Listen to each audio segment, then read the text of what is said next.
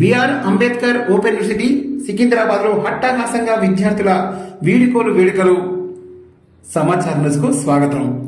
Secunderabad Paradise PG కళాశాలలోని doctor BR Ambedkar open university ఆధ్వర్యంలో అధ్యయన కేంద్రంలో ఎంఏ తెలుగు విద్యార్థులు వీడుకోలు వేడుకలు ఎంతో ఘనంగా జరుపుకున్నారు.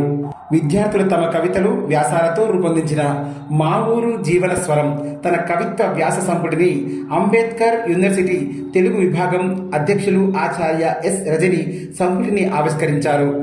మౌలానా అబుల్ కలాం ఆజాద్ ఉర్దూ యూనివర్సిటీ రాజనీతి శాస్త్ర విభాగం అధ్యక్షులు ఆచార్య ఆకుమూర్తి నాగేశ్వరరావు తొలి ప్రతిని స్వీకరించారు.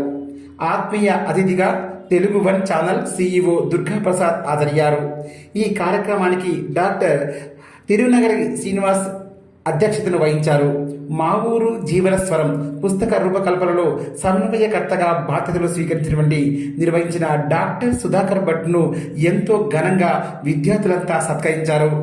ఈ కార్యక్రమంలో చిగిచెర్ల కృష్ణారెడ్డి, డాక్టర్ బోనాల మురళి, డాక్టర్ మారుజు దేవేంద్ర, డాక్టర్ మహేందర్ గిన్నిరావు, ఆదినారాయణరావు విద్యార్థులంతా ఎంతో ఉత్సాహంగా పాల్గొన్నారు. మొదటిగా మిమ్మల్ని అందరినీ అభినందిస్తున్నాను. ఆ ప్రయత్నానికి మీరు చెప్పినటువంటి విధంగా డాక్టర్ భట్టు సుధాకర్ గారు నేను మేమిద్దరము చిరకాల మిత్రులు. ఆయన ఎంఏ తెలుగు చేస్తున్నప్పుడు నేను ఎంఏ పొలిటికల్ సైన్స్ చేస్తున్నాను యూనివర్సిటీ ఆఫ్ కేంద్రీయ విశ్వవిద్యాలయంలో. మా ఆత్మీయ అన్న ఇందుకలడు అందులేడన్న సీనన్న నా సీనన్న గారికి, అలాగే అధ్యాపక మిత్రులైనటువంటి మురళి గారికి, అలాగే దేవేంద్ర మేడం గారికి, అలాగే మహేందర్ గారికి, ఆదినారాయణ గారికి, అందరికి పేరు పేరున కృతజ్ఞత తెలియజేస్తూ,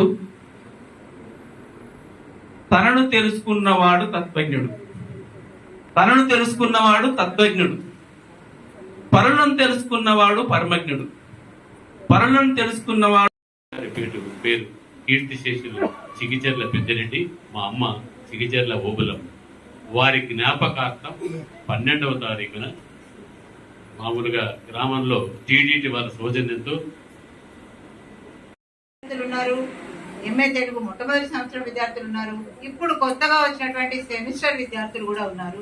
బహుశా వాళ్ళకి నేను తెలియకపోయి ఉండొచ్చు, ఎందుకంటే మొదటి సెమిస్టర్ లో ఆధునిక అధ్యాయం అని చెప్పేటువంటి నిషి కవుల్లో ఒకరైనటువంటి ఆచార్య కెఎస్ రమణ గారు అధ్యక్షులుగా ఉండి తెలుగు శాఖను నడిపించడమే కాకుండా ఆయనకు ఒక గొప్ప కళ ఉండేది. ఎటువంటి కళ అంటే తెలుగు శాఖ డిగ్రీ వరకే పరిమితం కావద్దు,